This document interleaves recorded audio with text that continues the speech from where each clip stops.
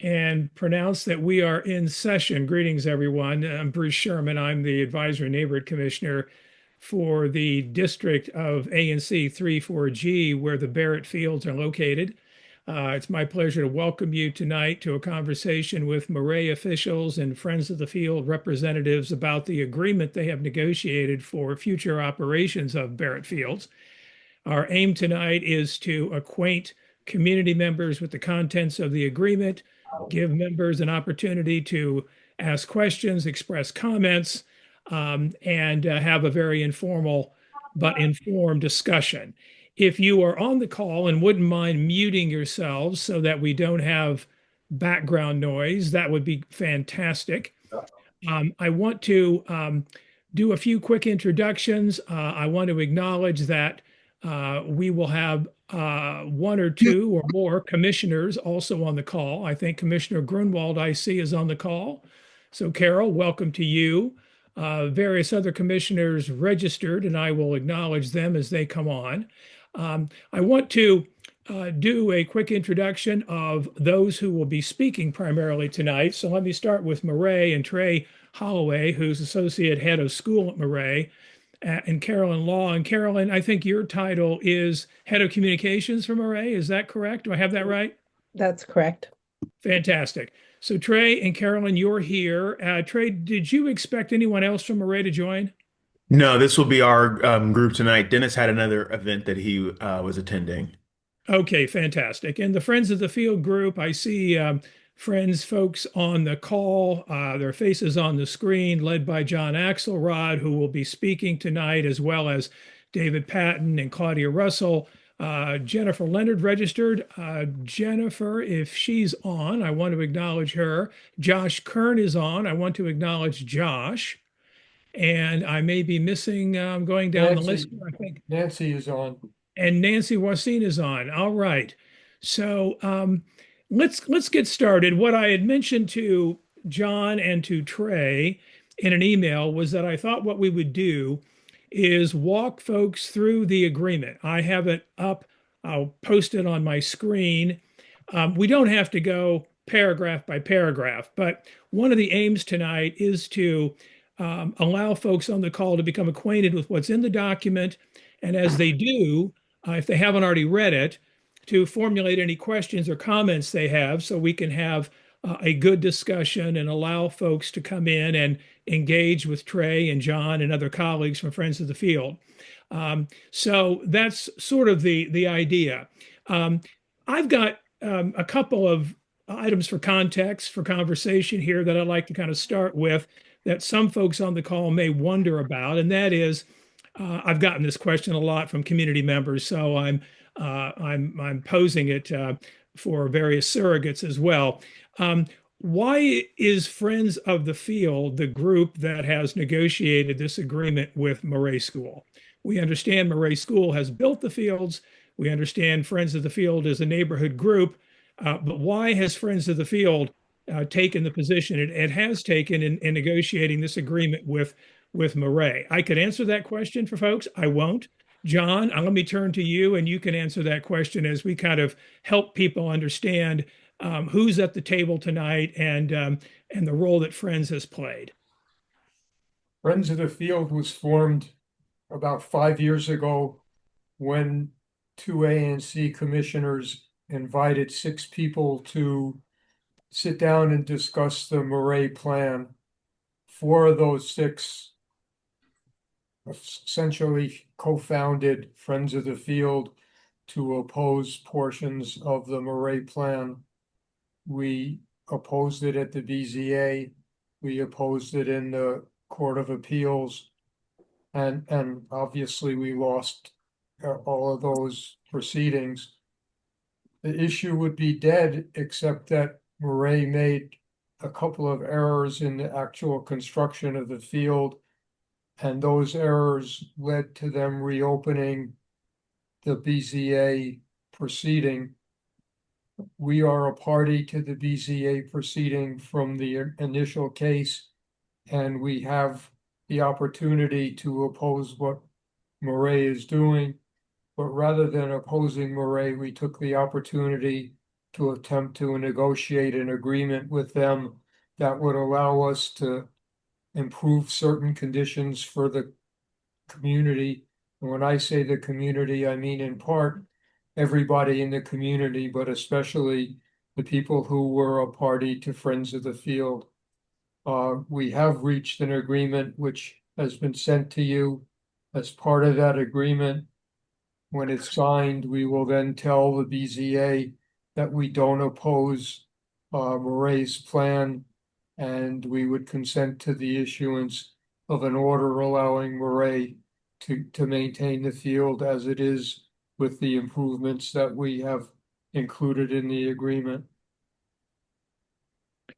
Very good. Thank you for that. Trey, since John spoke to partly what brings us here tonight from the Maret side, let me give you an opportunity to also articulate, why we are where we are here and what Maret is looking to do before the BZA hearing on February 25th.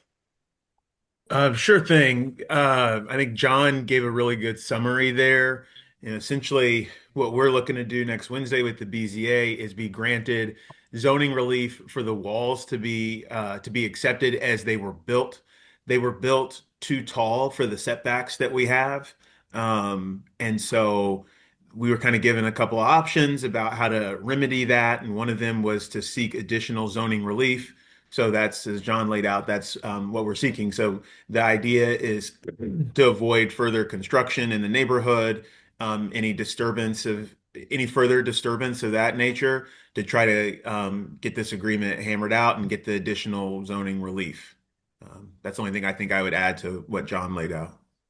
So what I would add from my side in terms of broader community interests, and you'll speak to this as we go through the agreement in the particulars, but I think broad strokes, it's worthwhile noting that this agreement does draw on elements of the agreement that the Advisory Neighborhood Commission 3-4G negotiated with Maret 4 years ago.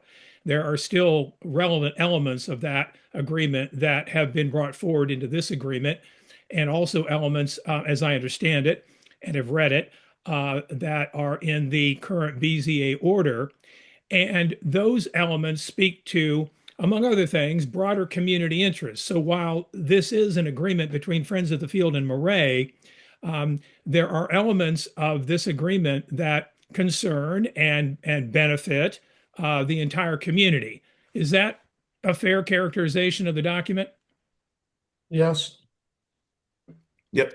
Very good. I'm glad, because that's what I've been telling people. So I think we're in a good place on that. And I say that because I have gotten a number of questions from community members who were not part of Friends of the Field as to the role that Friends played and has played in this, and it's been important to try to address those concerns. And part of the reason we're having this conversation tonight is to give community members an opportunity to not only become familiar with this, but to, obviously add their questions and their comments. I've also noted that if, as we go through this tonight and at the ANC meeting next Monday on the 23rd, if there are members of the community who feel that there are issues that the ANC should take up, in addition to what's in the agreement, the ANC, of course, would respect those concerns and consider them. So let me ask John, you and Trey both to articulate that this agreement, as constituted, is between two private parties, Maret and Friends of the Field.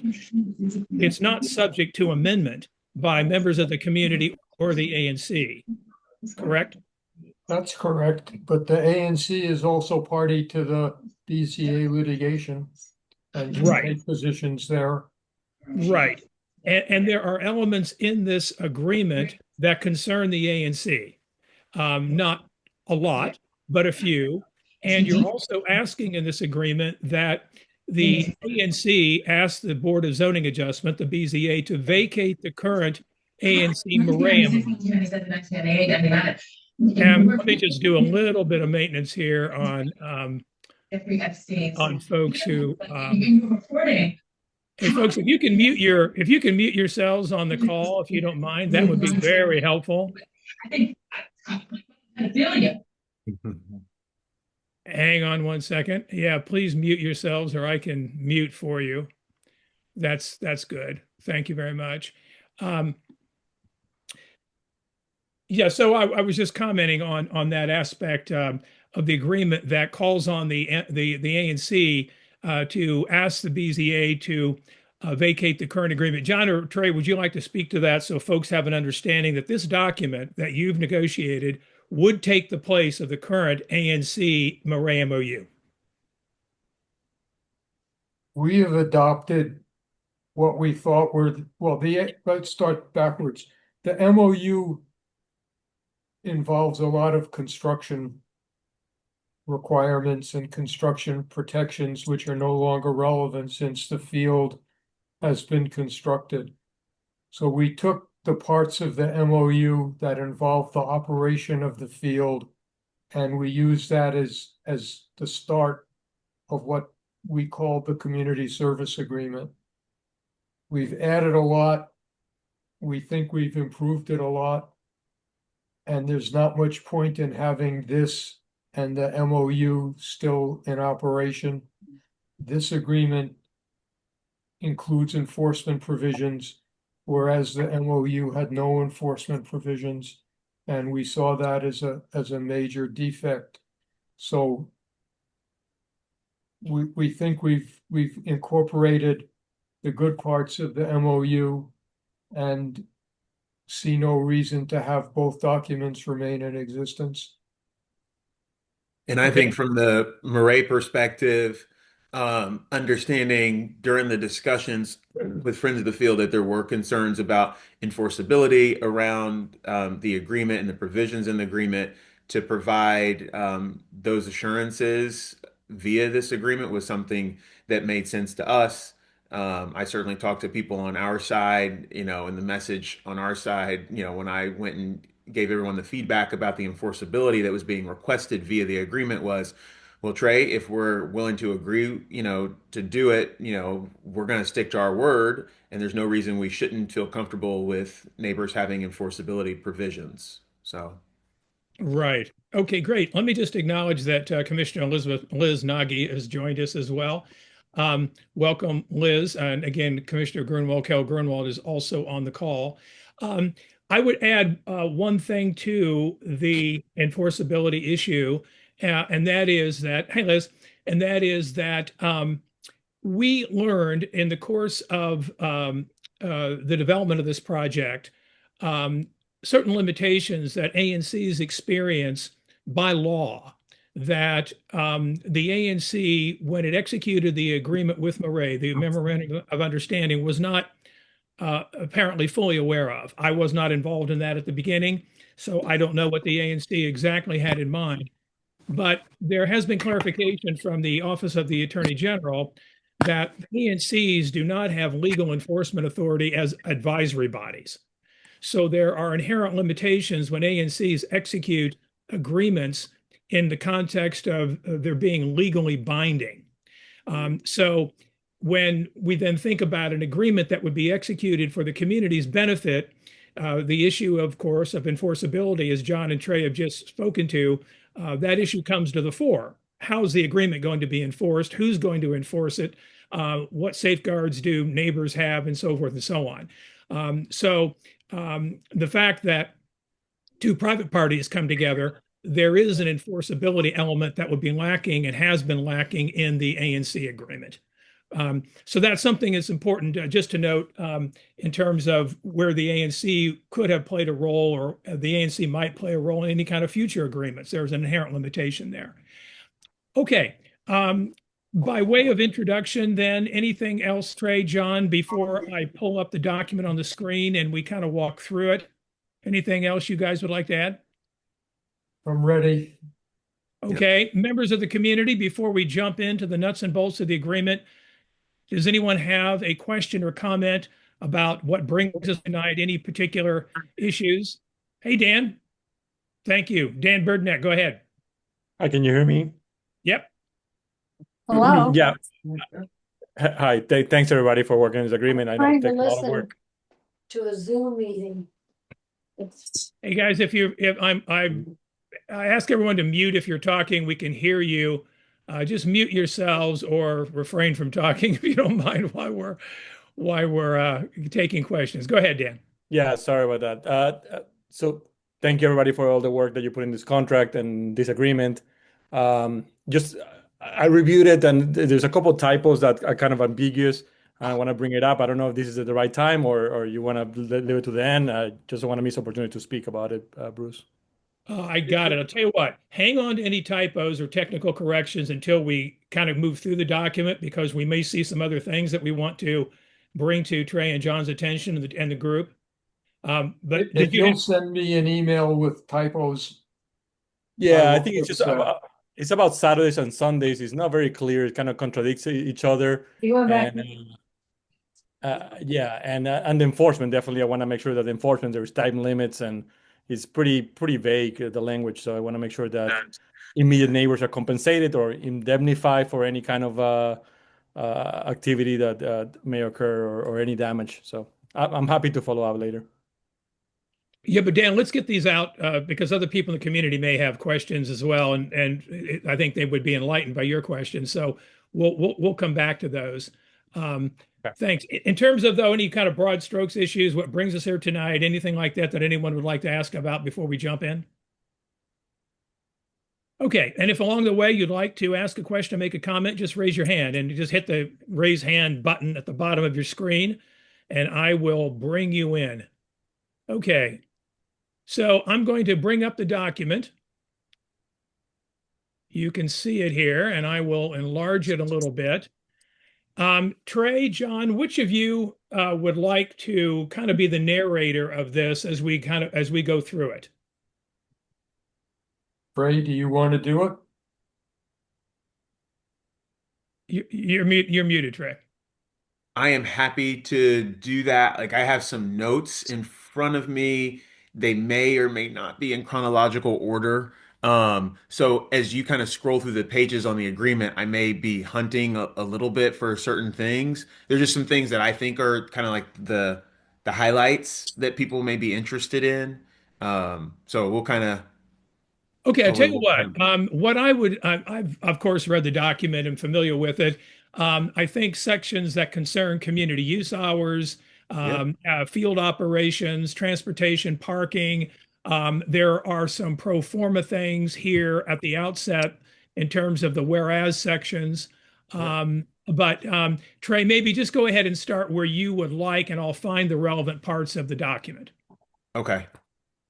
So I was going to start kind of on the whereas part, kind of give some introduction and some facts and background about how we got here, some of which we've covered, but it goes back 4.5 years to when we first filed our application for zoning relief to build the fields and the parking lot and everything, and gets into what John and I discussed, the walls that were built incorrectly and things of that nature. So that's kind of the opening pieces. If you're on this call, you may be familiar with a lot of that timeline that's there. I think the first kind of major thing that I was hoping to talk about was landscaping and privacy as it related to the document. We Right. So landscaping and privacy. Let me just find that part. Hang on. It's on There we page are. 3. It starts on page 3. There we are. And there it's a letter E, I think. Yes. Okay, Trey. So the way the field is situated, it kind of on one end of the field, which is on the west end of the field, closest to the buildings, the field sits below the level of backyards that are on that side of the property. On the east end, the field sits above and looks down kind of onto properties that are over there. In our like renderings that we put together as it related to our application, we had presented a set of trees and evergreen trees, and those are not there. So this agreement kind of says, hey, look, Maret, put those trees in to make sure that things that are there that folks had assumed were going to be there. There is also on that end going to be some additional trees that we're agreeing to put in, particularly some to screen a bioretention wall that's on the east end of the parking lot, as well as around there's a curved wall that's in the southeast corner of the playing field to screen that as well. So what that's going to do, and then sorry, also going north, there will be some other trees planted inside of the retaining walls. So what that will do for houses that sit lower than the playing field is provide additional privacy between the playing field and the homes, and between the homes and the playing field. So that's a big thing that I wanted to touch on that we had a lot of discussion about as a group. Lighting is something as well that came up, um, that we Hey had a Trey, lot of. before we go there, can you just, if there are any other parts of the landscaping piece that continue on page 4, that you would want to note I as we kind think, of just move through the document? I think we should note that there will eventually be exhibits A and B, but they depend on approval from the city, which we don't have yet. And that's why this is not a signed agreement. Mm-hmm. Mm-hmm. Okay. Let me come back to why it's not a signed agreement and whether it's going to be a signed agreement by the time we get to the BZA. That's something we'll park and come back to. But just on the landscaping piece, but before we leave this part of the document, was there anything else you'd want to highlight? I don't think so. I mean, there's lots of details and things in there that some Yeah, people no, may. I understand. That's kind of why Yeah. we're gonna, yeah, we're gonna kind of go through this page by page. But if there's nothing else to highlight, that's fine. Um, I'm going down through this, and I know you've got your notes, but just in terms of sequentially, the Sure. stormwater runoff management and the system that's in place, I think that would also be good to just touch on a bit. Sure. So there's a stormwater system that's underneath the field. There's a collection pit for stormwater runoff, and then there is the bioretention area that's on the east end of the field, and that all feeds into the city's water system. So the system was designed for a 25-year storm. That was the design parameters that we had. And I think that was something that was in the original MOU with the ANC that carried over to this. There are maintenance requirements that come with that, and upkeep things that you have to do. Okay. And again, if you don't mind, as you accentuate the points that that you have to note, that's great. Um, but just as we're going through the documents, so that I don't have to backtrack too much, looking at some of these elements that I think are going to be of interest to people. Item H about the number of spectators. You want to talk about that? It's Sure. been acting weird. So, uh so we have a certificate of occupancy that allows for 200 Yeah. spectators. So that doesn't include coaches and players. And then of course Dan Bergman is asking a question. Excuse me, folks, if you can mute yourselves, whoever is talking, because we can hear you, and I can't mute you while I've got screen share up on the screen. So kindly refrain from talking or mute yourselves. That'd be great. Go ahead, Trey. So the 200 is what our certificate of occupancy limits us to. Um, and there were discussions with the Department of Buildings back in the fall, right around when we opened, because our first event had more than 200 spectators there. Um, and so at the time I discussed with them, well, okay, I see their certificate of occupancy, like what's the process to go through? They had indicated that they were of the belief that we had plenty of room for more than 200 spectators, because it's an open field. But so that was an option that we thought we may explore, but over the course of this agreement, and discussions, we agreed to limit that number of spectators to 200 for the next 5 years, after which we have the opportunity to apply for an increase to 275 spectators. And if we want more than that, then we would need a new traffic plan that we would have to hire an engineer and help us go through all that to see what the impacts would be. So that's for the spectator piece. And Trey, what has been your experience thus far in terms of average number of spectators at events? Yeah. So our homecoming event, which was our first event, we probably had 500 people there.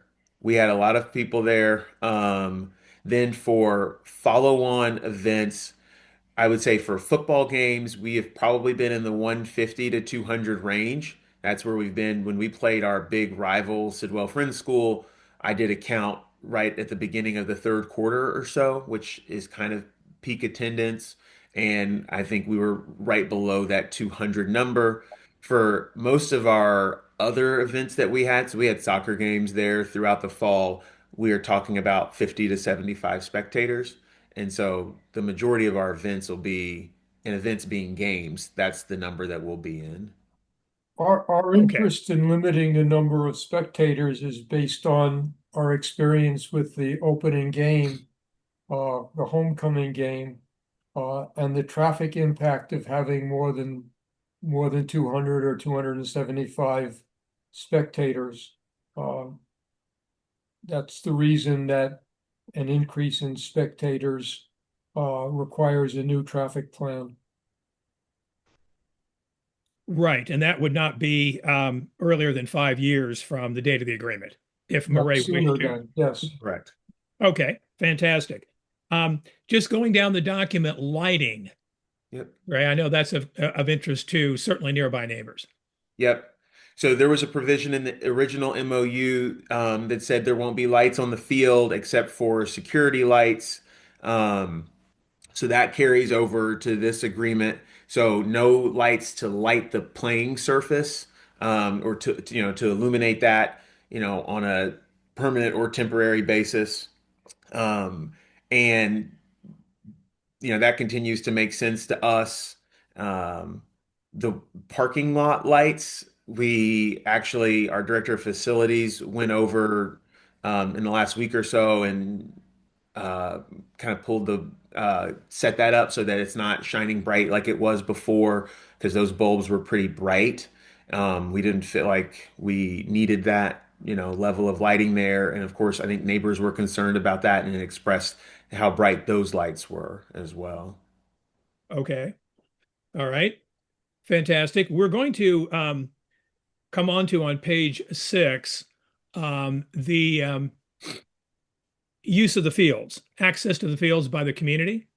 And I think this is going to be of interest to a lot of people. Before we get there, because we've already touched on landscaping, we've touched on lighting, issues that we all know have been of concern to adjacent neighbors.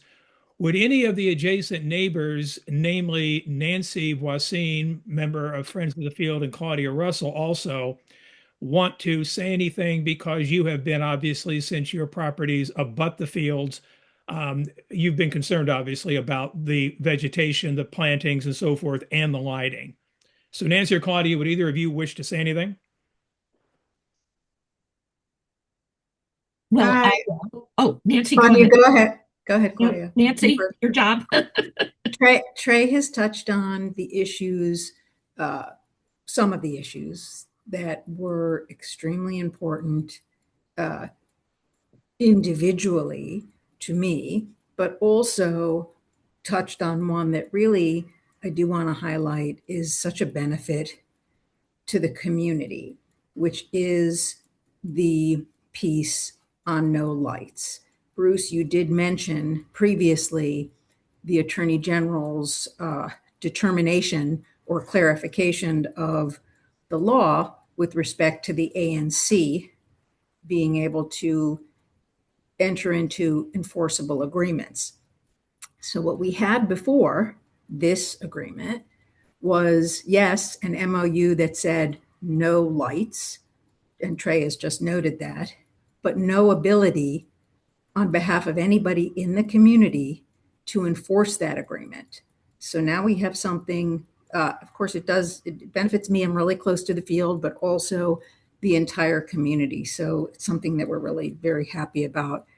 I also wanted to mention one other thing, Bruce. I know you got a lot of questions, and thank you for organizing this, by the way, and thank you for all the commissioners and all of our neighbors who are joining tonight. I know you got a lot of questions about why, Friends of the Field, why do they get to do this agreement and so forth. And John touched on the concept of party status and Friends, the organization of a lot of neighbors, just a voluntary organization, obtaining party status in the legal case before the BZA. It's Friends' party status in the case that basically triggered and enabled us to get to the point where we could talk about an agreement that, on top of Maret going back, as Trey mentioned, to the BZA because of the issues with the walls. What's really important for community members to understand is any person on this call who lives in the community who could demonstrate being affected by the issues being litigated by Maret at the Board of Zoning Adjustment had it's not timely now, but had the opportunity to become a party individually or even with a different group. Friends is not special. We're just the group that did become a party. Right. Okay, fantastic. Good clarifications. I appreciate that. Claudia, anything about the vegetation and the lighting? Well, as Nancy said, although we're most affected, the lighting and the vegetation will be beneficial to all over time. So we feel that we've worked out something with Maret that satisfies everyone. And I Very did good. fail to mention, Bruce, sorry to add, our neighbor Dan had asked a question about protection of the neighbors. And there is language, I cannot remember what section it's in, with respect to Maret's obligation to essentially take care of any damage caused to neighbors by the use of the field. I just don't remember what section it is in, but it's in Right. this agreement. Fantastic. The important thing is that this agreement has a lifespan the same as Maret's ownership and use of the field. And the agreement says they will not create or install field lighting for the life of this agreement. So what that means is not only will there not be lights for the duration of the agreement, it means that essentially the use of the field by Maret and its lessees will end basically at sundown or earlier, so that the community has the use of their backyards and the privacy of their houses for the evenings. Great. Thank you, John, for that. And that is included in the access to fields section. Trey, if you'd like to kind of walk us through that, because I know a lot of people on the call would be interested in access to the fields. Excuse Sure. me, Bruce. There are Yeah. questions in the chat that are You know what? relevant. I can't see the chat right now, unfortunately. Let's take the questions when we finish, because I've got the screen share up Okay. and I can't monitor the questions and do the screen share at the same time. We'll come back to it, but we'll get to all the questions. Got it. Go ahead, Trey. Okay. So one of the principles that I think both Maret and Friends um, really believed in was that it's good for kids to get out and play. And this, for them, it wasn't about kids not being able to use the field. So they weren't seeking opportunities to reduce, kids being able to get out there. I think it was important for them for it to be structured the right way. And what we wanted to do, and I think we captured this, is to honor the original hours of use that we had in the agreement for Maret, lessees, and for the community. But just to make it a little more simplified, for those that have been following this for 4 or 5 years, Maret, we had this complicated set of charts, and it's like, this time, and basically we simplified it to um, during the week, this is this is when the field is used by Maret and its lessees. Then like on the weekend, here's when the field's used by Maret and its lessees, and it's done seasonally. And then basically, anytime it's not being used, then like the community can essentially use it. And there's just we put the time limits on when Murray could use it or when Murray could rent it out. And then as long even if there is a time that is scheduled for Murray to be renting it out, but neighborhood kids are walking by and they don't see anybody out there, they're welcome to come use it. They're not going to be browbeat off of the field. So we tried to make that a little simpler to understand from a usage perspective. And on that score, Trey, I would note that Saturdays and Sundays, um, it's between the hours of 10 a.m. and 5 p.m. when Maret or its lessees are not using the fields, correct? As I'm reading the document. When we are using the field. Well, okay. But on Saturdays and Sundays, um, you would not be using the fields before 10 a.m. or after 5 p.m. Right. And community residents can use the fields anytime you're not using them, as I'm reading the document, correct? Yes. Correct. Okay. Just to be kind of clear on the kind of the parameters of that. And then on weekdays, you would not be using the fields before 8 a.m. Or after 7 p.m. or after dusk or 7 p.m. And also during the week, as you indicated, community residents can use the fields when you're not using them or you're not leasing them. Right. So that's kind of the simplified view. And tell folks where they would find the information again about when you're not using, when you are using them, and when lessees are using them.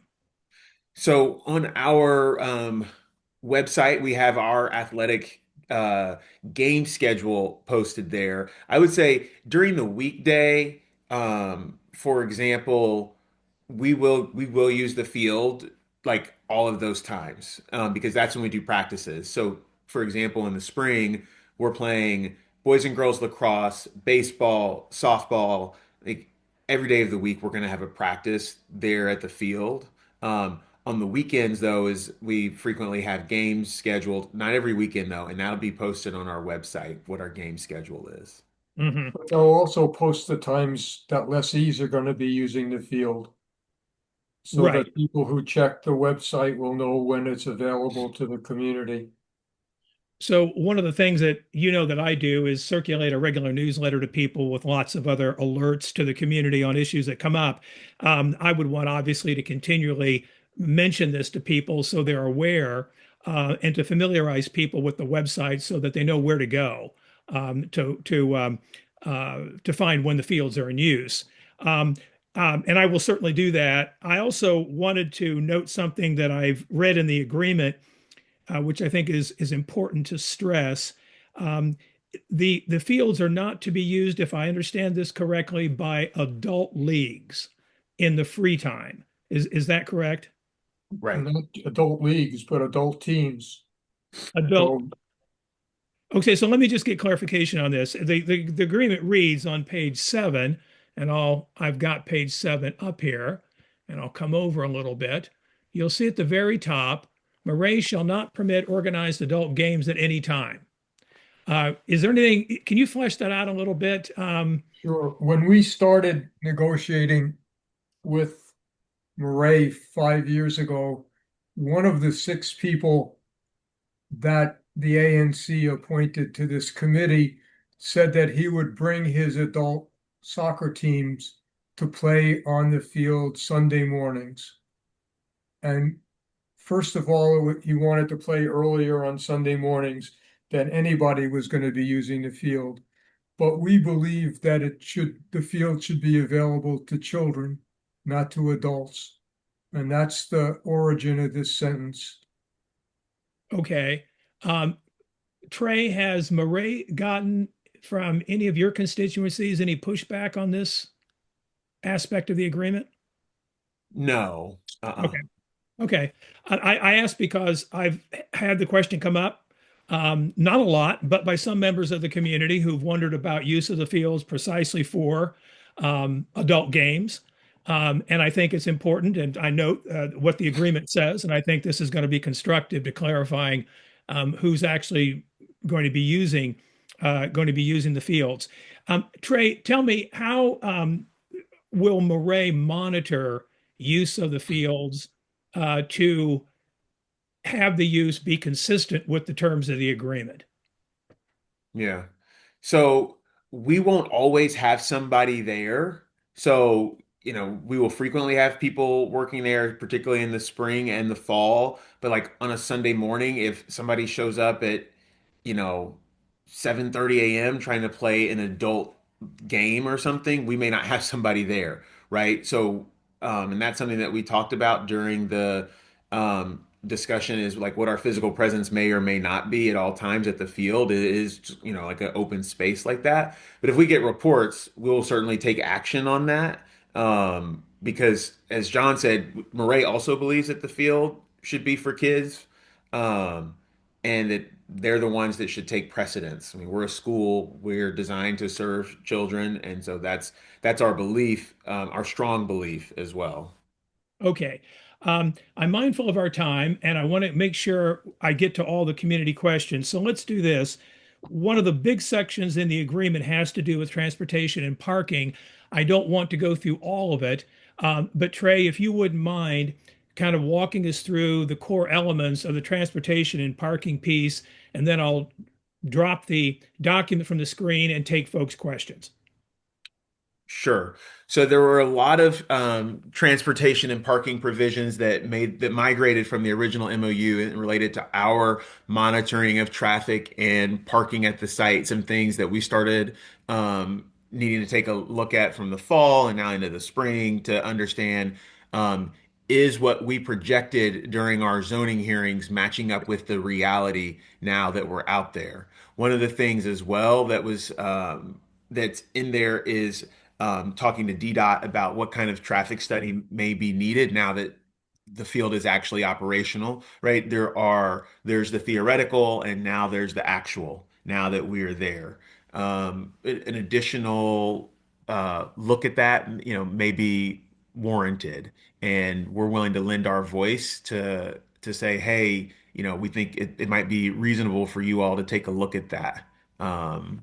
To see if there are changes that are needed, right? Some of the things that you recommended before, maybe we don't actually need those, even though you recommended them, or maybe there's something different that we do actually need now that wasn't recommended before. Mm-hmm.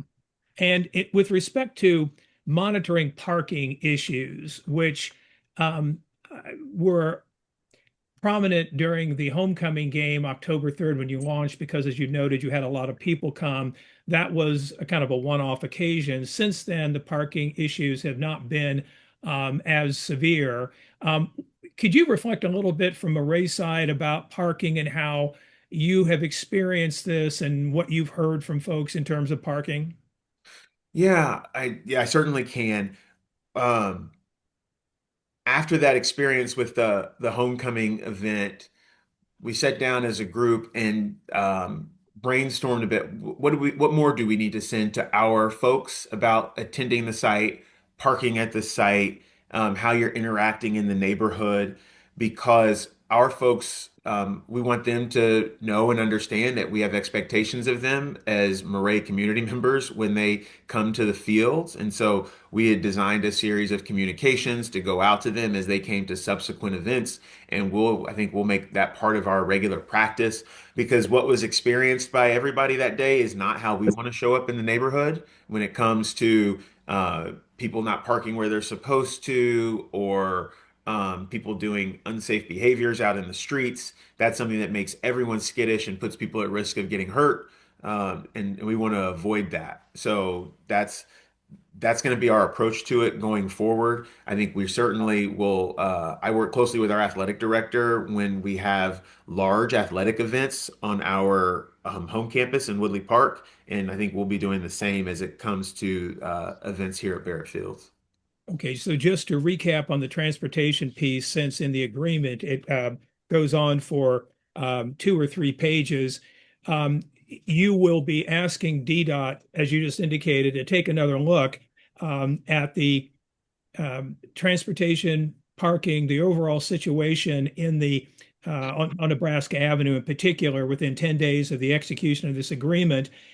for potentially a new comprehensive transportation review, as you said, based on current circumstances, that then would take the place potentially of what is provisionally still in this document with regard to the transportation demand management plan that was previously approved by the BZA. Is that fair? Yes. Okay. Excellent. Now, before we do go to community questions, I want to have you address, and this is for John, for Friends, because you're the designated party in the agreement to appoint a committee of no more than 8 members residing in residences within 500 feet of the perimeter of the fields to be charged with monitoring compliance. Can you speak to that? Sure. We went through a period under the MOU where the ANC appointed a committee basically to handle complaints from citizens. It was our view that the enforcement of our agreement should be handled by the people closest to the field. And that's why we recommended or we included a provision that the people on this committee would have to live within 500 feet of the perimeter of the field. They would be the people we thought would be most concerned by what's happening on the field. Those people would have the authority to handle complaints from within that group or complaints from anybody in the community who submits a complaint concerning Maret's operation of the field. Those people would then decide if the complaint had merit, and they would have the right to enforce the agreement in one of 3 ways. First, they could go to a mediation session, which is a voluntary discussion that can lead to agreement. Second, they could go to arbitration, which would be the appointment of an arbitrator who would conduct a hearing to determine whether there was a violation of the agreement. And the third option would be litigation in the Superior Court of the District of Columbia, again to determine whether there was a violation of the agreement. Our agreement with Maret also provides that they would pay 2/3 of the cost of the arbitration, the cost being any fees by the arbitrator, any fees by purchasing a transcript or the like. Each party would be responsible for providing its own costs if they used attorneys or any other internal costs. We believe that this would give Maret plenty of incentive to comply with the agreement and give members of the community the opportunity to allege violations and to have a relatively neutral forum for determining whether a violation exists. Okay, Trey, anything you'd like to add to the compliance and enforcement piece? I mean, John gave 3 options. I might add a 4th, which is, send an email or make a call before we get to any of those. But that's part of, I think, what I said this at the ANC meeting last week. A big part of what we've been doing, I think, the last few months as Maret and Friends, even though it's been rough and tumble at times, I think a big part of what we have been doing is learning and figuring out how to talk to each other. At least that's what I feel like I've been trying to do, and just understand each other a little bit better, so that things can be done that way. So. I would agree that that's always the first option, but the first option in our experience hasn't worked. And that's why we have the other 3 enforcement options. One of the things we're requiring is, at least for the first 2 years, that there would be quarterly meetings between our group of 8 and Maret. It's my feeling that as the relationship matures, it'll be less necessary to have quarterly meetings, and they can have meetings only when some dispute arises or some reason to have a meeting. Meeting is being recorded. Right. Go ahead, John. No, that was the conclusion of what I was going to say. We have improved considerably our relationship with Maret since we started negotiating with them in last October. Uh, the the first meeting at homecoming was a surprise, but not a happy one. But since then, we seem to have worked things out.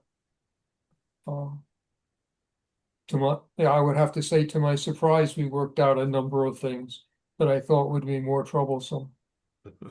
Very good. Okay. Thank you, John, and thank you, Trey. We didn't cover every last sort of tittle and jot of the agreement, but we did cover a lot of the provisions. Very extensive piece of work. I want to myself commend the parties for coming together and executing this. It's a very impressive document. Again, it does draw on work that the ANC had done previously that is still valid. So thank you for doing that.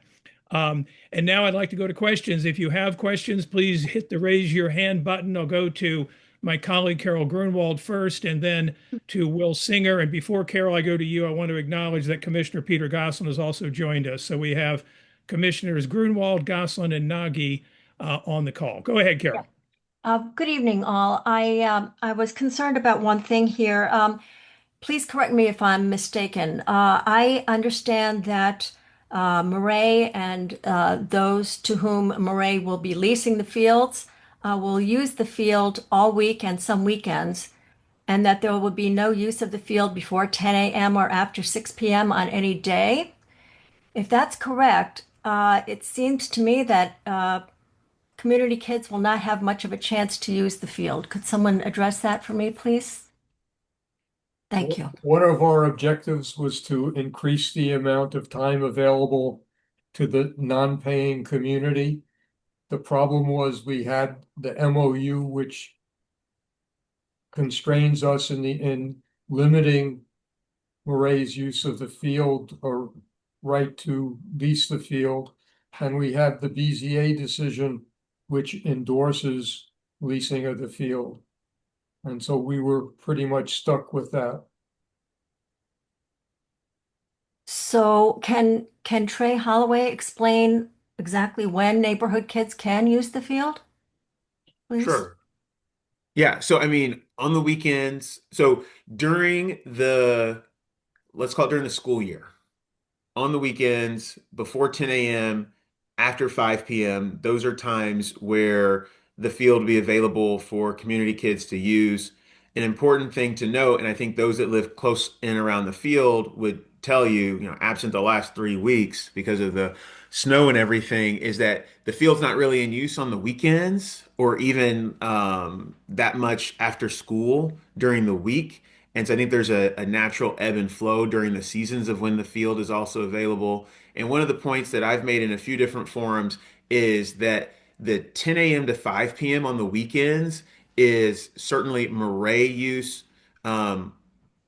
We built the field to support our athletic programs, right? So if we're using it, on Saturdays for games, like that's important use for our programs. But the entities to which we are leasing the field, kids that sign up for that are kids in your neighborhood. So like Flagstar football is run by Carl, and Carl lives in the neighborhood. I think he lives in Bruce's ANC. And we were out there one day at the field, and there were 4 or 5 kids that rode bikes or walked by, and they're like, "Hey, Carl, hey, Carl." So while it may not be like free range use, it'll certainly be kids that are in the neighborhood or kids that are close by that would be using it when we lease the field. The other thing I should point out is that when the ANC was conducting its position statements at the very beginning 4 years ago, the number of people from the community who wanted more leasing and much more leasing outweighed those of us who said there should be less leasing and have free community use. And so I would have to say that unfortunately that view prevailed. That's unfortunate because it's going to be hard for neighborhood kids to watch this field in their neighborhood and not be able to use it in a free range sort of way.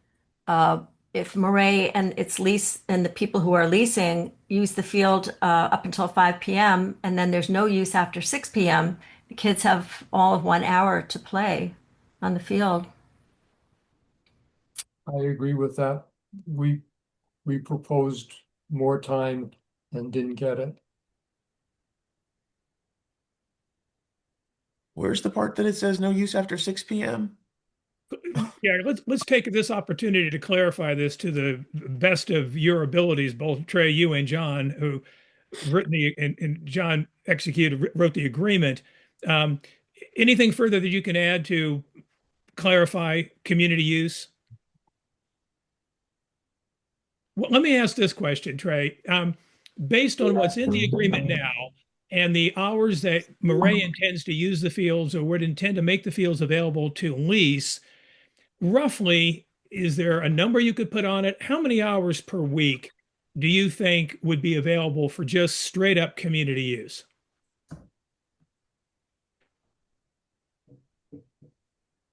On any given Saturday, I think the minimum number that you're talking about, like a Saturday in September or October, you're looking at like 4 hours. Um, and then on a weekend where we wouldn't be using it, you could be talking about 10 hours, right? You could be talking about all day. And then on Sundays, you're talking roughly again about like 4 hours. So that's that would be like week usage, do like weekend usage in the fall and in the spring. Okay. In the Um, winter time, it's more. In the summertime, it's more. I think in the summertime, it was included in the agreement that Maret or its lessees would not use it at all on Sundays. We do have provisions to use it or lease it on Saturdays. Um, And then during the week, I think we plan to run summer camps there. And as we get more into a rhythm, I would not be shocked if our use is less during the weekdays than what is currently outlined in the agreement. So we'll see about that. But summer camps usually run in that 8:30 a.m. to 3:30 p.m. kind of window. So we'll see. Did Go I ahead. did I, did I misunderstand that the field is not to be used after 6 p.m. or before 10 a.m. on any day? I think so. I thought I heard Mr. Axelrod say that because Yes, that would give the neighbors an opportunity to have privacy and rest in the yeah, evenings. Okay. Thank you. Thank you, Carol. it says dusk until or 7 p.m., whichever is the earlier. Thank you, John. Thank you, Carol. Will Singer. Hey, Will. I have, hi, my name's Will Singer. I'm part of a group of parents in the neighborhood who often use the field on weekends to play soccer. So I want to start by thanking Trey and Maret for making the field available. I grew up in the neighborhood, and in my personal opinion, this is the best thing that has happened on this side of Utah Avenue since I was born in 1981. Not that I was born with some high watermark, but it's a really great addition to the neighborhood. And it's been really great for kids and parents to get together. So I have some questions about some of the terms because listening to John talk about enforceability of this agreement, I'm just worried that parts of it are over lawyered and parts of it are under lawyered. It says, and Bruce was asking about this, that there's no organized adult use of the field. If I'm on a WhatsApp group organizing when we're going to meet on the weekend, is that allowed or not allowed? What do you mean organized use? I think what we're trying to avoid, I speak as sorry, I got a kid popping in. What's that? Yeah, that's fine. Sorry. Um, like we don't want beer league games out there, right? And we Sure. don't want adults using the field when kids should be using the field, which is pretty much all the time. What you do see from time to time is you will see, like roving leagues looking for open field space, and if they think a space is open, then they'll try to, post up on it, that kind of thing. If there are I don't consider it to be like an organized adult game if 5 or 6 adults are out there having an activity. But if you get out there and you've got like a full-on 11 on 11 soccer game that's going on out there, like we have those at our main campus in Woodley Park. We do host some adult sports leagues, one for the Metro PD and one for an organized league.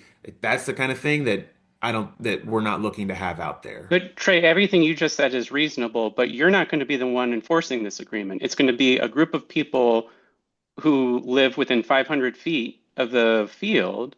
I don't live within 500 feet, so I have no say in the enforcement of this. And why can't we clarify what it means by organized? Why can't you say like no, like league play? I don't want to limit it to league play. Yeah, I mean, that's the point though. Like that, what we're doing is community use, and that's what you don't want. No, what we want is children's community use, not I got adult. kids, we're playing kids, adults. Do you know how, like, I can't keep up with my kid for more than a couple more years? Like, every weekend that I can play, like, I'm trying to heal from back surgery so I can get out and beat that kid while it lasts because he's getting better and better all the time. And like, I can't do that because it involves organization. Is the And a goal concern, for the group too is like, you know, we have kids as young as like 8, like who shouldn't be playing with adults, right? And it's not safe. So our like dream would be for so many people to show up where we could have like 5-on-5 adults and like 6-on-6 kids. And now like my 5-on-5 adult game is it because we organized it and agreed what we were doing. It's not allowed. Like I played in the anarchist league at Fort Reno one time, and that was ridiculous. They kept on picking up the ball and running with it. But like, is that the only thing that would be allowed here? I just think that a lot of the words are poorly chosen, and I'll go on. Like it says no food or drink on the field. It doesn't say no sales of food or drink. So like water is a drink, Gatorade's a drink, orange slices are food. You can't have that on the field. Or if I gotta like get hassled by some person who lives within 500 feet, but not someone that I could influence, that says, well, you can't have orange slices because it's food. Maret That's is what it says. Maret is the party that doesn't want food on the field because of maintenance of the field. Water is allowed, and there's a sign on the bulletin boards outside of the field saying water is allowed. The last thing I'll point out is that it says, you know, no food trucks or anything on the public street. Nobody here owns Nebraska Avenue, and if an ice cream truck pulls up and wants to sell ice cream to kids after a camp or something, I don't see why Friends of the Field has standing to limit that on a public street. But again, if Maret wants to agree to it, that's fine. But again, I think a lot of this is the talk about enforcement really worries me because I frankly don't, based on the pattern of conduct throughout this whole controversy, I do not trust some of the opponents of this field to act reasonably. Some of the actions have been unreasonable and they've been really embarrassing for this community, like really embarrassing. So maybe the last question is, does the agreement say anything about not spray painting the scoreboard? Is that enforceable? But Say that again. let me just step in on that. I don't know. I take your points, and I think John and Trey are listening to you and hearing you. And I think what would be helpful would be to follow this up with some suggested language they could take on board. Again, this is an agreement between the two private parties, and they have spent a long time negotiating this.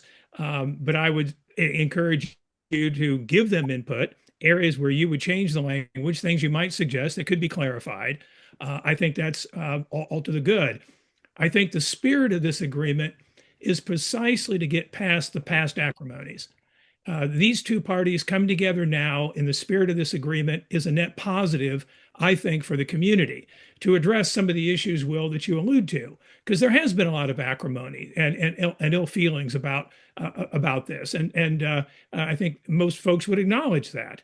But this is an opportunity to get past it, and if there are any ways to improve the document that you'd want to suggest, I mean, you're doing that right now. But further to this, I'd say be in touch with John and Trey directly and see about changing some of the language if you'd like to try to do that.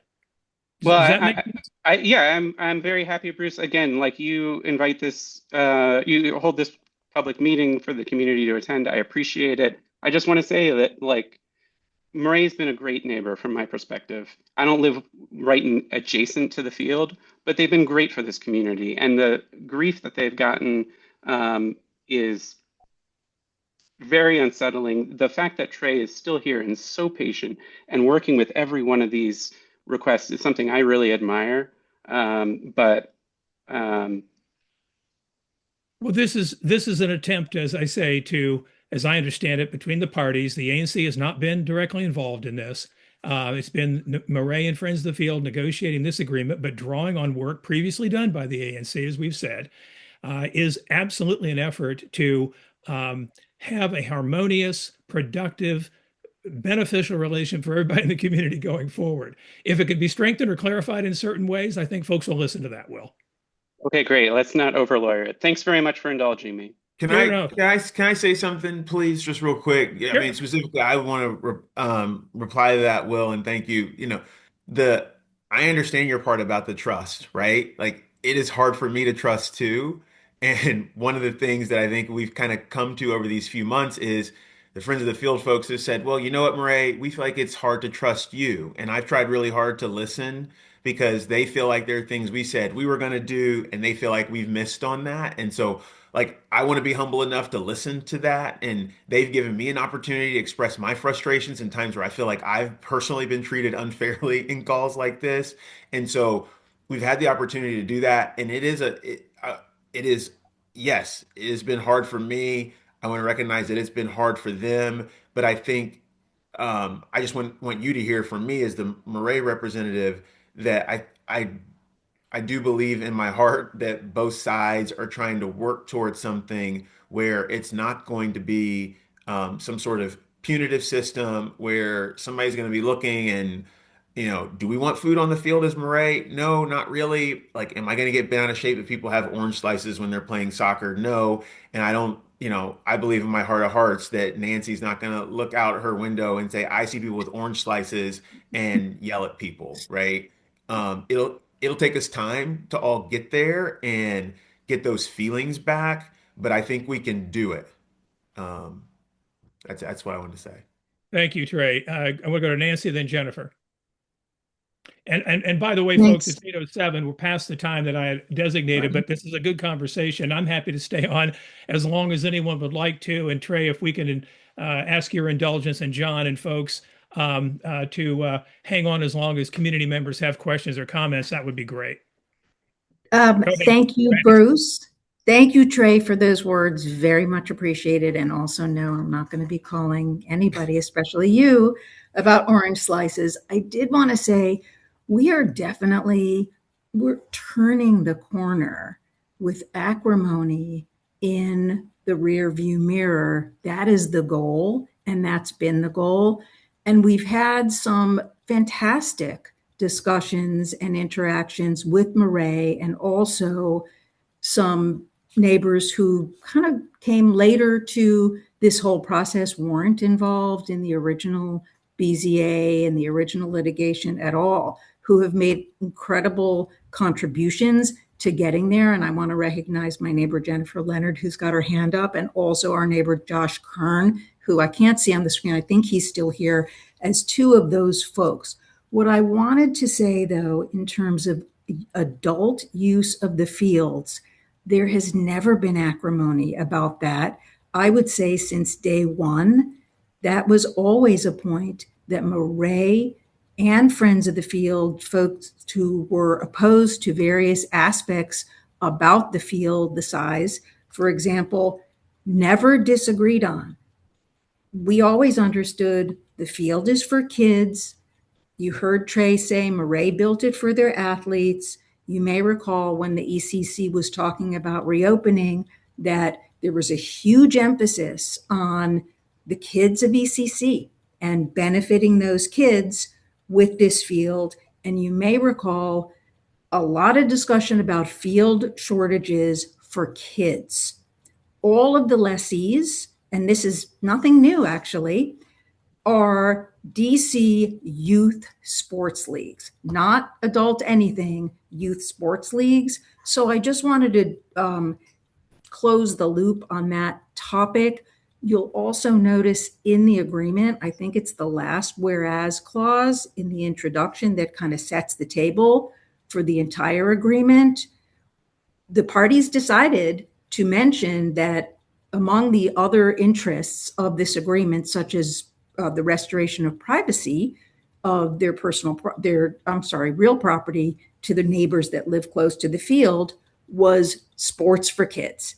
It's right there in the agreement, and that's a big piece. That is the spirit of the agreement, that this is a space for kids. That's all I want to say. Thanks. Thank you. Jennifer, then Dan. Thank you, everyone. So I also wanted to make a comment about the adult piece. Here's my perspective and my interpretation. Yes, it is a school, and yes, the primary use should be for kids. I don't know how you create language around this, but what I believe is, let's give this a set of seasons to see how kids do use it.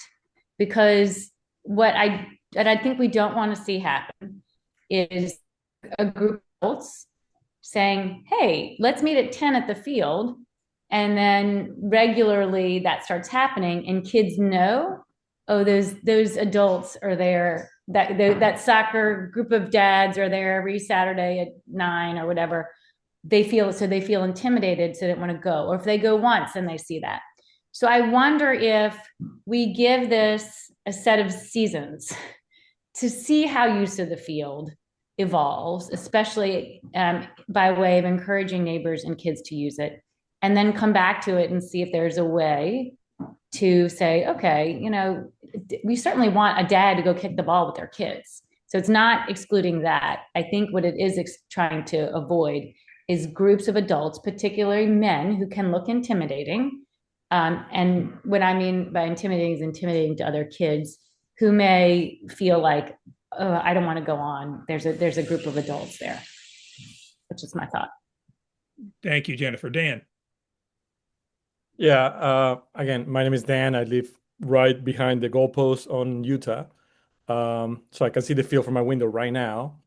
I feel like a lot of these issues will be resolved with a facility manager on site or some personnel on site, like somebody who can make a judgment call on the spot. I know it's not an agreement. I also know that Maret purchased the buildings of the Episcopal Church. So there is something in that direction where there could be a facility manager to facilitate, and any grievances that can happen can be remediated pretty quickly. I know it's an extra cost, but given that the installations were purchased and that's the direction that Maret is going, that seems feasible.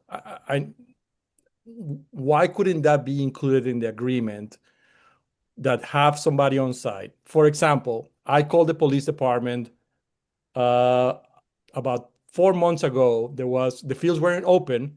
There was a young man with 2 pit bull dogs on the field. He wasn't playing. He was just strolling around, walking his dogs on the field. I emailed you, Trey. I emailed you, Bruce. I reported the incident. I called the police. The police came because the person, when I say, hey, you cannot be in the field with dogs, the field is not open, he yelled at me some expletive, which is what the person before me spoke about. He intimidated me, right? Like, he tried to yell some expletive to me and told me some bad words. So I called the police. If you don't leave, I'm going to call the police. The police came and say, is this your field? And I say, no, it's not my field. This belongs to Maret or the Episcopal Church. Well, you can't just call the police on some neighbor's house if they have a guest. So, but I didn't get a response from Maret. I didn't get a response from anybody on this issue. And it just went overlooked. I want to avoid that happening. And I feel like a site manager, Trey, will be helpful in these kind of situations where there is somebody blocking, parked on a bad spot or blocking somebody. And, we're just going to call a phone number and a voicemail is going to pick it up and do what, right? So there is no clear enforcement on this agreement. There is no automatic fines, right? Like, there is nothing for the immediate neighbors who are going to be directly affected to solve the situation. We just have to live with it, right? And that's the fear that's here, right? And your words, Ray, very candid. I appreciate the trust that you're trying to rebuild here. But I feel like a site manager or a facility manager will help this problem. So I yield back my time. Thank you. Dan, thank you. And Trey, you will have a site manager. You have someone who's been hired to be at the fields X number of hours per week, correct? Yes. And so anything that you'd want to say to Dan to allay some of his concerns? So I think that will help, having somebody that will be there. We actually have a couple people that work there on different kind of schedules. We're not going to have, I think I said earlier, we won't have like blanket coverage. I also think that as a site, my hope is that we will figure out a rhythm. I mean, I hear you, Dan, like the it's not neighbors' responsibilities to monitor the property. And so, as Maret, we do have, that's on us to be able to figure that out. I think we're still getting our sea legs on that piece of it. So I apologize for that, and we'll get our feet underneath us. Yeah, but the agreement doesn't say anything about site manager, right? Like if I read it twice, I'm not a lawyer. I tested that, but the language on the site manager is like there isn't. There is just very vague on that. So maybe we can reinforce that if that's what you think we should. Great, Dan. Thank you. Thank you for that. I mean, they're hearing you. Appreciate the comments. Mary Callahan. Couple of quick procedural questions. I originally turned on this conversation thinking that this agreement was pretty much solidified to go forward to the BZA. And yet during the conversation, I've heard comments, well, reach out to John or reach out to someone else if you have concerns about something that's in it. Is that something we should do? Well, Trey and John can respond to that. The agreement is near final. This effort is to socialize the agreement with the community, obviously to listen to the community and hear their concerns. So Trey and John, to what extent would any input from the community now be taken into account in terms of modifying any of the language? I'd say from the beginning that a lot of the comments or the complaints raise issues that we tried to resolve with Maret and were unsuccessful. If Maret is willing to adopt some of the comments that we heard today, that's fine. If they're not, we got the best I thought we could get. Okay. Mary, So before you even still, John, should we send something by you and you can just respond? We already worked that out. Well, what we worked out is in the agreement. There are things we tried to get that we couldn't get. We tried to get someone on site and someone who would answer the phone 24/7. We couldn't get that. Okay. If Maret is willing to amend the agreement to give us that would be fine. We tried to get more community hours. Now, another quick one. Sure. At the beginning, I think the outreach required of Maret was fewer than 500 feet from the field. Is that true? Like, Yes, it's yeah. 250. Okay. 250. So has anyone acknowledged what that 500 feet area is now? We have a diagram, I think, that would indicate what houses are within 500 feet of the field. Okay, thank you so much. Great, thank you. Becky Madek. Yes, I apologize. I didn't make the beginning of the meeting. So before I go into what I want to say, was the intersection of Utah and Nebraska discussed when you went through your agreement? The intersection was discussed if you're talking about the poles that are there, the flex posts. Yes. We discussed that. We had no solution that Friends of the Field wanted to propose because there are a number of different solutions floating around. And Maret's position also was that what they did was required by the Department of Transportation. And so we have an agreement that when they get the new transportation safety rules, the Department of Transportation will discuss the flex posts and the alternatives to the flex posts. with the community? I don't know however that's gonna be. It won't be with us. Oh, no, but I just wanted to say, I just wanted to point out that if you thought you had problems on your street because of this snowcrete, you should have been here at this intersection. And the plows couldn't make the corners either, so they weren't really plowing out the intersection very well because those corners and those turns are tight now with the flex post. Sure. I was slipping, I was falling even before the snow. And I'm not going to have a back surgery because you put these flex posts in, which are ridiculous, or DDOT did, whoever, but it needs to be more community friendly. And I know you don't want to waste your time on that because you said you don't want to get involved in it as Friends of the Field. But I just want, again, we've had 2 accidents now at this intersection, which we've never had accidents there in 27 years. Becky, so I think it's something that needs to be addressed. We know that there are at least 2 A and C commissioners that have asked transportation to do a new study, and Maret has agreed to endorse a new study. That's the most Friends of the Field can say about this. let me add, Becky, what various commissioners have done. I think you're mindful that Commissioners Fennessy, Grunwald, and I wrote to Sharon Kirschbaum, Director of the District Department of Transportation, and pressed on the flex post issue. I've had conversations with Jennifer Leonard recently about this, and we're going to revisit that issue. So in tandem with what John is outlining with respect to a new transportation review, we are going to go back to DDOT on the flex post specifically. Okay, I thank you for that. Any time frame? Soon, like next week or two. It's like like immediately. Okay, thank you, because they're driving me crazy and everybody else, and they're dangerous. No, all right, thank you. I appreciate that. Yep. All right. Any other comments, questions in the community? Am I missing anything? I haven't gone deep into the chat, but if there are questions in the chat that we see that we can forward on, we'll do that. Commissioners still on the call, Goslin, Grunwald, Nagy, any words, any questions from you 3? No, we're good. Any other community comments or questions?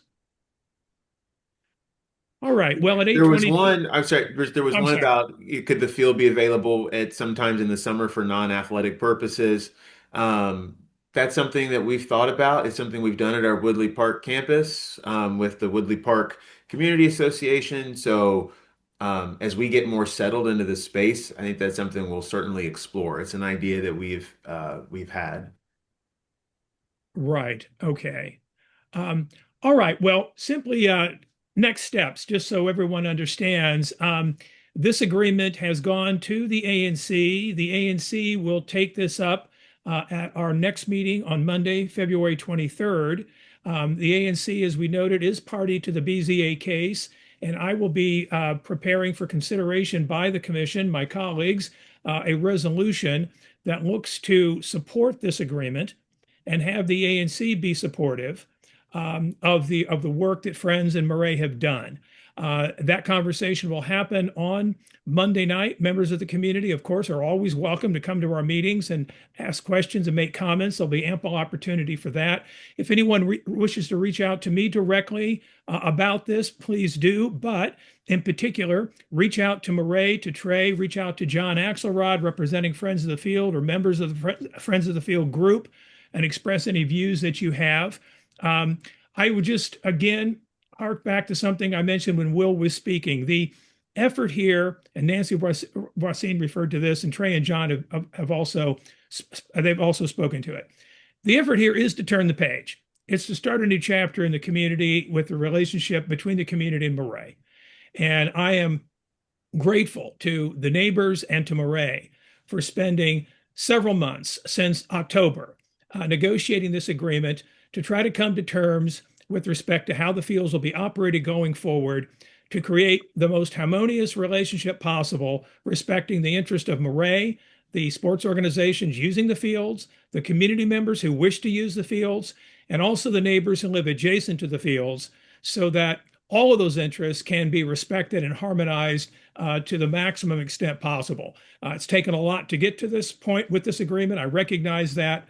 And I just want to thank Maret and friends for their great work on this. So with that, and barring any further comments from the audience, I want to thank all of you for joining tonight. This is being recorded. I will share the recording with the community. And again, ANC meeting starting at 7 o'clock on Monday, February 23rd. Thank you. Hey, I'll say thank you goodnight. so much, Bruce, for facilitating and organizing. Thank you, Bruce. Thank you My all. pleasure. Thank you. Thank you all. Good night.